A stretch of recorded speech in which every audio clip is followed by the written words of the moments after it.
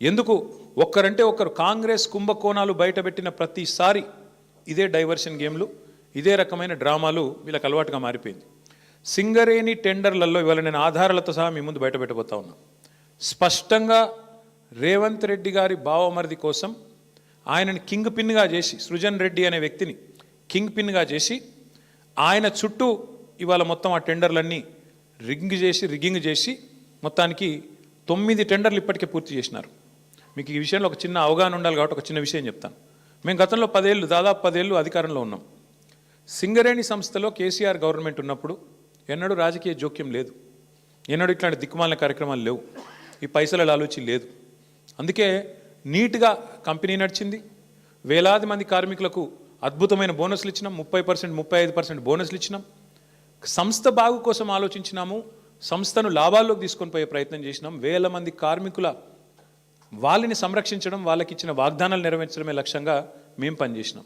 అందుకే ఆ రోజు సింగరేణి సంస్థలో ఏదైనా టెండర్ పిలిస్తే ఎస్టిమేటెడ్ వాల్యూ కంటే మైనస్లో పోయేది టెండర్. ఎస్టిమేటెడ్ వాల్యూ 100 రూపాయలు అయితే -10, -20 అంటే కాంపిటీషన్ ఉండేది. కాంట్రాక్టర్లు ఒకరితోనొకరు పోటీపడి మైనస్లో బిడ్ చేసిన పరిస్థితి, దేశవ్యాప్తంగా కాంట్రాక్టర్లు పార్టిసిపేట్ చేసిన పరిస్థితి. వీళ్ళు సింగరేణిని ఒక బంగారు బాతులాగా చూసి దీనిలో ఎట్లా డబ్బులు సంపాదించాలని ఆలోచన చేసి ఒక కొత్త విధానం, ఒక కొత్త నిబంధన తీసుకొని వచ్చినారు. ఆ నిబంధన ఏందయ్యా అంటే, ఎందుకంటే సింగరేణి దక్షిణ భారతదేశంలోనే అతిపెద్ద కోల్ బ్లాక్, భారతదేశంలోనే అతిపెద్ద కోల్ బ్లాక్స్లో ఒకటి.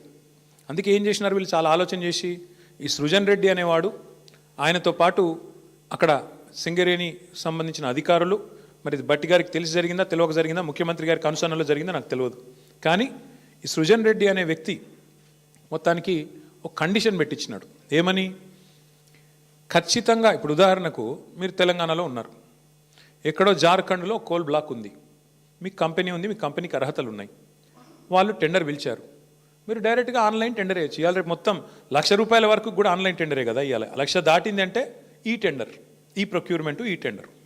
అట్లాంటప్పుడు వేల కోట్లు, వందల కోట్లతో ముడిపడ్డ కోల్ బ్లాక్లలో వీళ్ళు ఎంత పనికిమాలిన నిబంధన పెట్టారంటే, మీరు బిడ్ చేయాలంటే, మీరు పార్టిసిపేట్ చేయాలంటే టెండర్లో మీరు ఇక్కడ బిడ్ వేయాలి అంటేనే మీరు సైటుకు స్వయంగా వచ్చి సైటు విజిట్ చేసినట్టు సర్టిఫికేట్ తీసుకోవాలి సింగరేణి దగ్గర అని పెట్టినారు.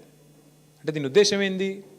ప్రపంచంలో ఇప్పుడు ఆస్ట్రేలియా వాడు ఉంటాడు, అమెరికా వాడు ఉంటాడు, వాడు సింగరేణి బిడ్లో పార్టిసిపేట్ చేయాలంటే వాడు స్వయంగా రావాలా, వచ్చి సింగరేణి అధికారులను కాలు పట్టుకొని, వాళ్ళని వేలు పట్టుకొని బతిమలాడి ఆ సర్టిఫికేట్ తీసుకోవాలి, సైట్ విజిట్ చేసినా అని.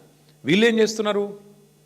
సైట్ విజిట్ రాగానే ఆ కంపెనీ పేరు, మేనేజింగ్ డైరెక్టర్ పేరు, CEO పేరు, ఫోన్ నంబరు అన్నీ రాసుకుంటున్నారు. రాసుకొని సుజన్ రెడ్డి స్వయంగా బెదిరిస్తున్నాడు ఫోన్ చేసి, నేను ముఖ్యమంత్రి బామ్మర్ది మాట్లాడుతున్నా, మీరు ఇందులో పాల్గొనొద్దు అని బెదిరిస్తున్నాడు. వినలేదనుకో, మేము వేస్తామా, మాకు సీనియారిటీ ఉందంటే వెంటనే ఏం చేస్తున్నారు, వాళ్ళకి సర్టిఫికేట్ ఇస్తలేరు, వాళ్ళు సైట్ విజిట్ చేసినట్టు కూడా సర్టిఫికేట్ ఇవ్వట్లేదు, తద్వారా వాళ్ళు పార్టిసిపేట్ చేయకుండానే ఎగరగొడతా ఉన్నారు. ఇది జరుగుతూ ఉంది సింగరేణిలో. ఇప్పుడు నైనీ కోల్ బ్లాక్ ఏదైతే నిన్న బట్టి విక్రమార్క గారు రద్దు చేశారో, ఆ రద్దు వెనుక ఉన్నది కూడా వాటాల పంచాయతీ మీకు తెలుసు. అట్లాగే ఈరోజు సింగరేణిలో జరుగుతున్నది కూడా అచ్చంగా ఇదే ఆధారంగా, ఇదే పద్ధతుల్లో ఏం జరిగింది అంటే, ఇప్పుడు నేను చదివి వినిపిస్తాను, మీరు వినండి. ఇది కొత్తగా ప్రారంభమైంది కాదు. రేవంత్ రెడ్డి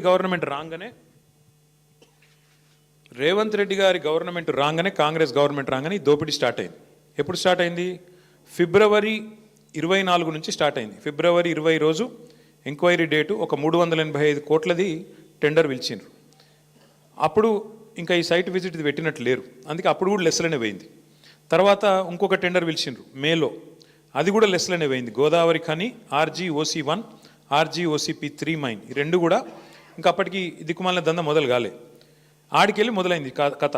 ఎప్పుడు? 24కి వెళ్ళి 24 జూన్కి వెళ్ళి మొదలైంది.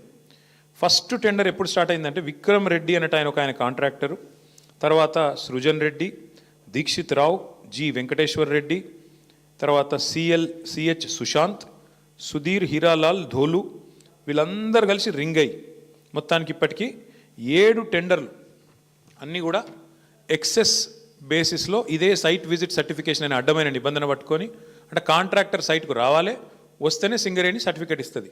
తప్పన కాంట్రాక్టర్ నేను బిడ్ వేస్తా అంటే సర్టిఫికేట్ ఇయ్యదు. సృజన్ రెడ్డి ఫోన్కు ఆయన బెదిరింపులకు లొంగకపోతే వినకుండా ఎక్సెస్ ఇప్పటికీ గతంలో -10 -22లో పోయిన టెండర్లు ఇవాళ డైరెక్ట్గా సృజన్ రెడ్డి కంపెనీకి 207 కోట్ల కాంట్రాక్టు +12%కి వచ్చింది. శోధా కన్స్ట్రక్షన్స్ అనే కంపెనీ సృజన్ రెడ్డిది, అలా భార్య పేరు ఉంటుంది అందులో. ఇది వాస్తవమా కాదా దయచేసి మీరు తెలుసుకోండి, కాపీ కూడా మీ అందరికీ ఇస్తాను, మీరు కూడా తెలుసుకోవచ్చు. అట్లాగే వీళ్ళందరూ ఇప్పుడు జీవీఆర్, సిహెచ్ సుశాంత్, దీక్షిత్, ఇదంతా ఒక రింగు ముఠా ఇది.